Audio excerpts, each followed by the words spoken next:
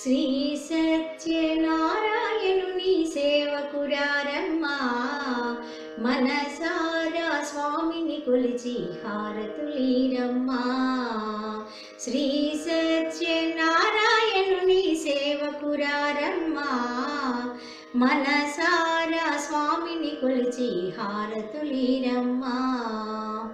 నోచిన వారికి నోచిన వరము, చూసిన వారికి చూసిన ఫలము. శ్రీ సత్యనారాయణుని సేవకురారమ్మా, మనసారా స్వామిని కొలిచి హారతులీరమ్మా.